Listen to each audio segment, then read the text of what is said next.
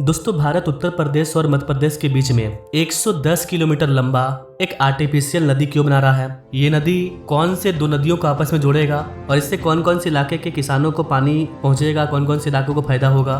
दो नदियों को आपस में क्यों जोड़ा जा रहा है? ये भारत का कौन सा रिवर इंटरलिंकिंग प्रोजेक्ट है जिसमें 110 किलोमीटर लंबा आर्टिफिशियल नदी को बनाया जा रहा है? कौन से नदी के पानी को कौन से नदी में लेकर के आया जाएगा और कौन कौन से इलाके की बल्ले बल्ले हो जाएगी? क्या है ये पूरा प्रोजेक्ट और ये कितना ज्यादा खास है? आइए बात करते हैं डिटेल में। नमस्कार, welcome to all India project विकास।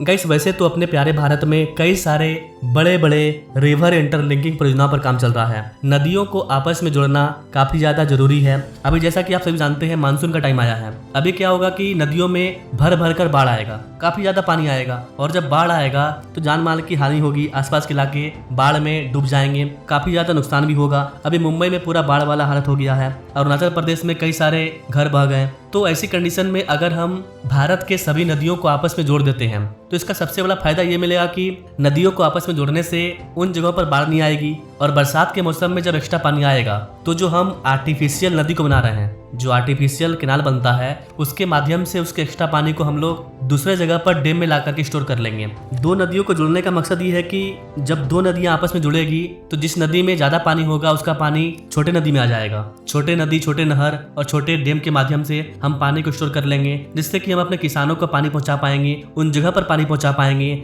जहां पर खेती करने में दिक्कत होता है, जहां पर लोग फुल्ली वर्षा पर डिपेंड होते हैं, जहां पर पानी की काफी ज्यादा किल्लत है। तो उत्तर भारत में कई सारी नदियां हैं। उत्तर भारत में हिमालय साइड से नदियां आती है, लेकिन मध्य प्रदेश में कई सारे ऐसे इलाके हैं जहां पर पानी की दिक्कत होती है। तो यहाँ पर देश का तीसरा रिवर इंटरलिंकिंग प्रोजेक्ट आता है, जो कि जल्द ही मध्य प्रदेश की धरती पर आकार लेने के लिए तैयार हो रहा है। यहाँ पर कैसे बता दें कि जो can Betwa river interlinking project है वो अलग है, उस पर ऑलरेडी बहुत ही बड़े लेवल पर प्रोटेस्ट चल रहा है। उसका क्या अपडेट है, इस पर मैंने ये वाला वीडियो अपलोड कर दिया है, जिसका लिंक आपको नीचे डिस्क्रिप्शन बॉक्स में मिल जाएगा। इसके अलावा एक और प्रोजेक्ट है पार्वती कालिंदी सिंध चंबल लिंक प्रोजेक्ट, जिसको कि चंबल नदी पर बनाया जा रहा है। इस पर भी मैं वीडियो ला दूंगा कभी। ये भी एक अपने आप में काफी ज्यादा इंपॉर्टेंट प्रोजेक्ट है। कई तरह के वर्ल्ड रिकॉर्ड यहाँ पर भी बनाए जा रहे हैं। इन सब के अलावा एक और प्रोजेक्ट है जिसके बारे में हम लोग आज बात करने वाले हैं। ये वीडियो मेनली उसी के ऊपर है। कैन नदी को चित्रकूट से बहने वाली जो मंदाकिनी नदी है, इससे जुड़ा जाएगा। Can you imagine? ये दोनों भारत की पवित्र नदी है। चित्रकूट में कैन नदी है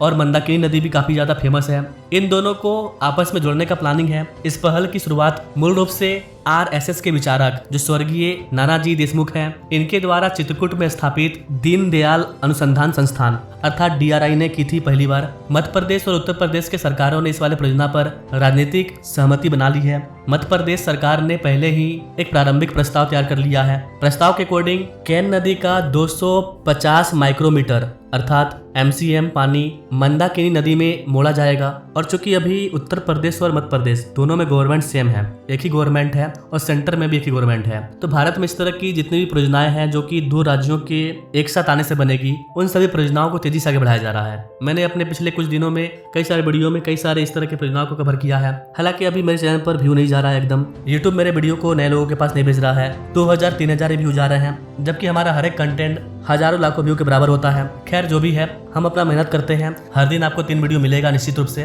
बाकी आगे जो भी हो। तो कई सारे वीडियो को मैंने पास्ट में बताया हुआ है, आज से 10 दिन पहले, आप देख सकते हैं। ये इसलिए हो पा रहा है क्योंकि हर राज्यों के बीच में सहमति बन रही है और अलग अलग राज्यों को मिला करके नदियों को जोड़ने का प्लानिंग किया जा रहा है। चाहे यमुना की बात कीजिए, गंगा की बात कीजिए, अपर केनाल, चिनाब नदी, पंजाब, हरियाणा, राजस्थान, गुजरात, हर जगहों पर इस तरह के वाटर केनाल, आर्टिफिशियल रिवर, इस तरह के परियोजना पर काम किया जा रहा है। तो यहाँ पर पन्ना में कैन नदी पर एक छोटा डैम को बनाया जाएगा और करीब करीब 110 किलोमीटर लंबा एक आर्टिफिशियल केनाल बनेगा। पन्ना जिले के पटने से लेकर के एम्बर में कैन नदी पर 250 मिलियन घन मीटर इतना के भंडार क्षमता वाला एक छोटा डैम बनाया जाएगा। इस डैम से 110 किलोमीटर लंबा एक केनाल का निर्माण कर किया जाएगा जो कि सतना जिले के मझगवा तहसील के पिंडरा में बन रहे देरी सागर डैम के जलग्रहण क्षेत्र में जाकर के गिरेगी। यानी कि यहाँ पर एक बड़ा डैम है जहाँ पर ये पानी स्टोर होगा। दोरी सागर में जो पानी है वो मंदाकिनी नदी से मिल जाएगा। इस वाले केनाल में 90 किलोमीटर की खुली नहर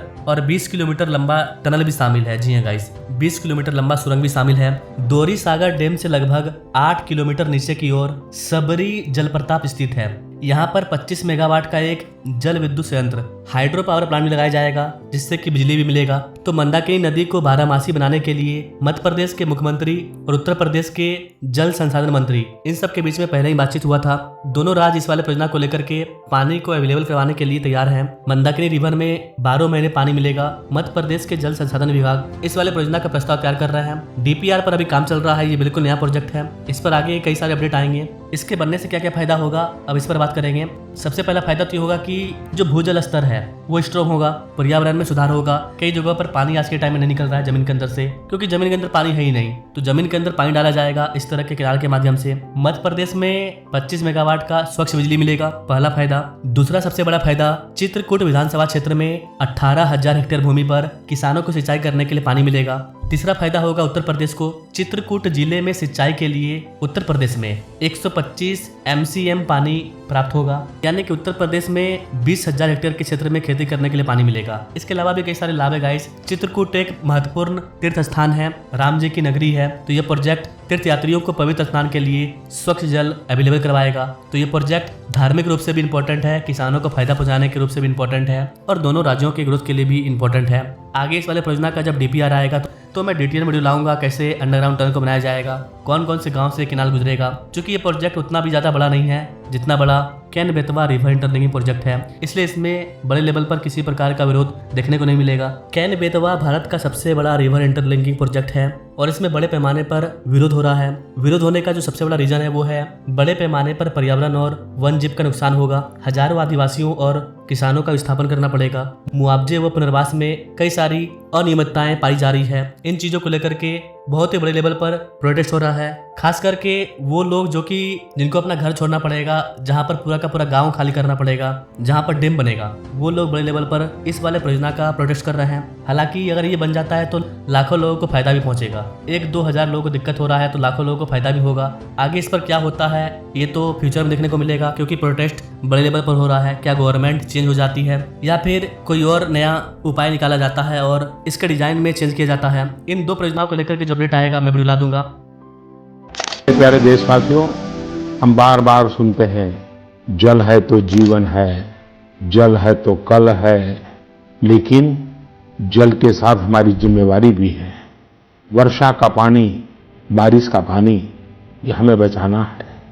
एक एक बूंद को बचाना है। गांव गांव वर्षा के पानी को हम कैसे बचाएं? परंपरागत बहुत सरल उपाय है। उन सरल उपाय से भी हम पानी को रोक सकते हैं।